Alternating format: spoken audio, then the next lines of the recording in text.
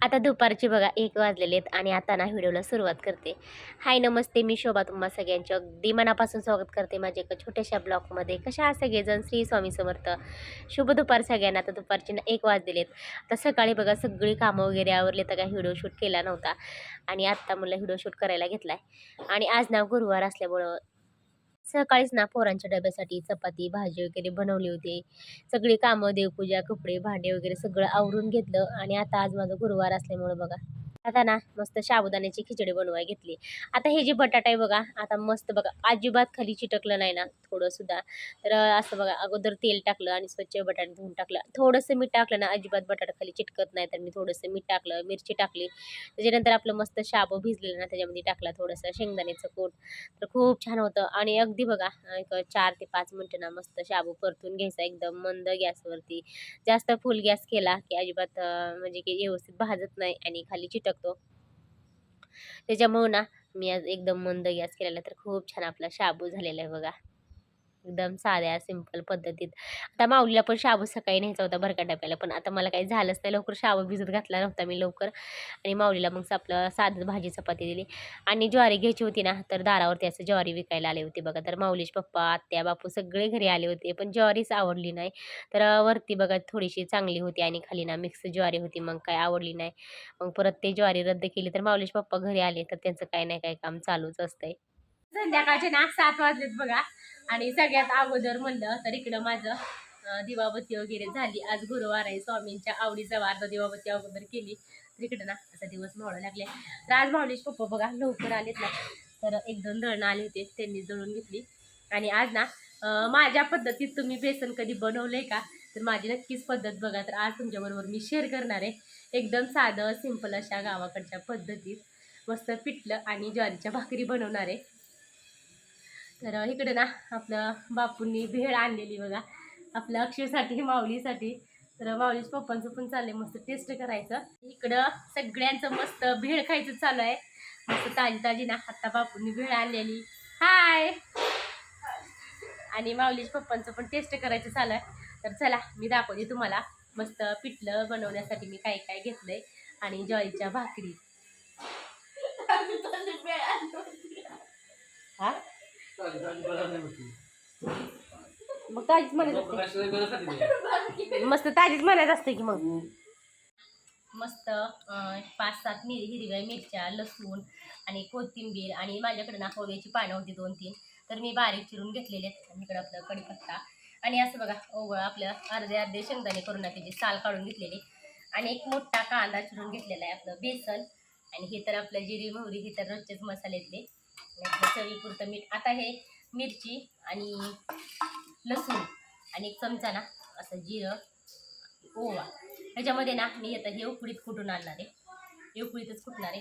आणि आपलं थोडंसं मीठ आणि परत पण थोडंसं टाकायला तरी चालतंय. आता थोडंसं आता ना हे मस्त मी बारीक करून आणणार आहे उकडीत. आणि एक बारीक एकदम असं चिरलेला मोठासा कांदा, एकच वाटी बेसन पीठ घेतलेलं मी.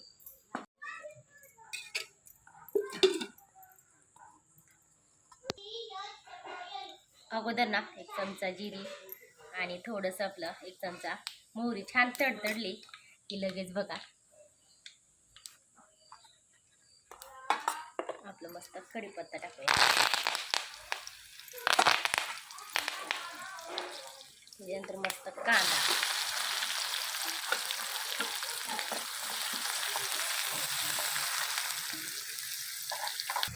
आता कांद्याला ना सोनेरी रंग येईपर्यंत छान परतून घेणार आहे. त्याच्यानंतर आपलं हे मिरचीचा ठेचा वगैरे टाकणार आहे. तर असं ओबड ना मी मस्त उकळत कुटलेले.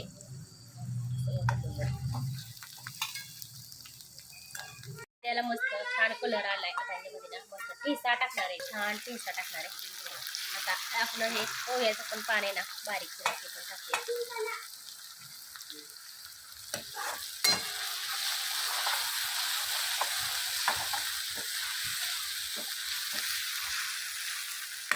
त्याच्यामध्ये 1 चमचा हळद टाकूया. एकदम सिंपल आणि गावाकडच्या पद्धतीत आपलं पिठलं आणि भाकरी.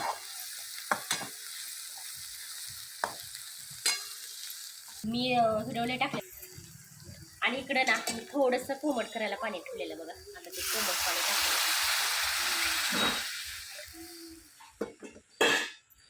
पाणी छान उकळीपर्यंत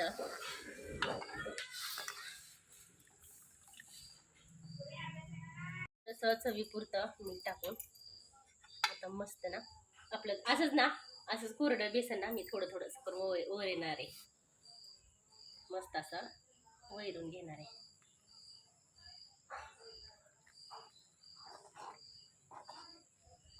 अशा पद्धतीचं बेसन ना खूप छान होतं, एकदम सिंपल.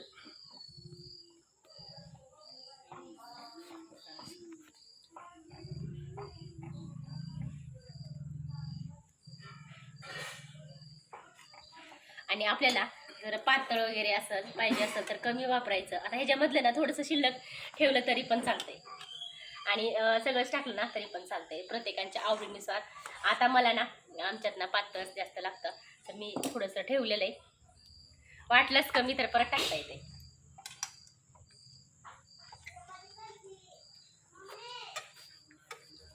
सुद्धा ना थोडंसं कमीच वाटायला लागले, टाकणार आहे थोडंसं अगदी.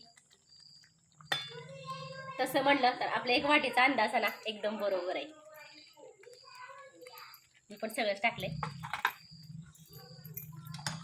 तर असंच ना असंच कोरडं बेसन छान असं वैरून घ्यायचं. सगळं आपलं एकजीव झालं पाहिजे आणि चवीला खरं सांगते खूप छान लागतं अशा घरगुती पद्धतीत. पिठलं आणि बेसन, सॉरी कधी कधी ना मी आमच्याकडं बेसन पण म्हणते आणि कधी कधी पिठलं. तर तुम्हाला काय आवडतं ते तुम्ही नक्कीच मला तुमच्याकडे काय म्हणते ते. तर आमच्याकडे बघा बेसनच बोलते जास्त करून, पिठलं वगैरे काही बोलत नाहीत. आणि काही काही बायका पिठलं पण बोलतात. आता मी तर ना बेसनच बोलते बघा. खूप छान असं आपलं मस्त पिठलं तयार झालेलं आहे.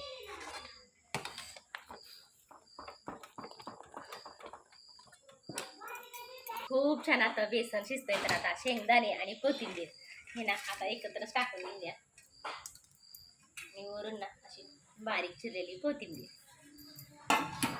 आणि एकदा इकडं मी साईडला ठेवून देणार आहे. एकदम बारीक गॅसवरती ना अगदी 5 मिनिटं मस्त आपलं बेसन वाफलून निघेल. तोपर्यंत आपण भाकरी बनवून घेऊया. मस्त गरमागरम बेसन आणि भाकरी.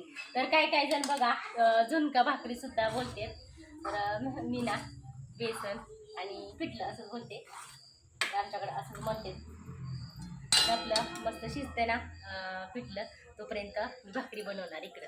शिजते ना तोपर्यंत इकडं आपल्या ज्वारीच्या भाकरी बनवणार चालायच्या. तर माझ्या भाकरी ना एकदम मोठ्या मोठ्या असतात. अशा पद्धतीचे ना एकदम मोठ्या मोठ्या असं मस्त टम्म फुगलेली आपली ज्वारीची भाकरी आणि इकडे गरमागरम बेसन आणि बाहेर ना रिमझिम पाऊस होते. तर ही मजाच वेगळी. मस्त आपलं गरमागरम बेसन आणि ज्वारीची भाकरी आणि तोंडी लावण्यासाठी म्हणलं तर शेंगदाणे आणि कांदा. तर असं आपलं मस्त गावाकडच्या पद्धतीत ज्वारीची भाकरी आणि पिठलं मस्त तयार आहे. आणि बाहेर ना रिमझिम पाऊस चालू आहे. तर मस्त पावसात बघा गरमागरम खाण्याची मजाच वेगळी असते. तर तुम्हाला पण आवडली असेल रेसिपी तर एक वेळेस नक्की ट्राय करून बघा आणि कमेंटमध्ये सांगायला अजिबात विसरू नका. कमेंट बॉक्समध्ये नक्की सांगा कशी वाटली रेसिपी. आजच्या व्हिडिओमध्ये एवढंच. बाय. अरे मी आहे की मी आत्या कुठे आहे? आत्या आत्या आत्या कुठे आहे? आत्या आत्तू कुठे आहे? आत्तू आत्तू आत्तू कुठे आहे? आत्तू आजी आहे ती. आजी आहे का नाही? आत्तू कुठे गेली? आत्तू कुठे आहे? आत्या तिकडे बघ की. हो तिकडे बघ की. तो आहे का? तो दिसतोय का? आजी होय. तो फुल कुठे आहे? फुल फुल कुठे? दाखव की फुल. फुल दाखव की. तो तिथले घे गाडी आहे. फुल फुल कुठे आहे? माऊली दादा काय करतोय रे? फुल बघ की. आता मोड नाही चिंगोला. झोपीला आलाय काय? झोपीला आलाय. चल ते नको ते नको ते घे. ते घे अजून करायचं बंद. बाय बाय कर. बाय. उद्या या बरं का? उद्या या तिकडे चल म्हणते आता.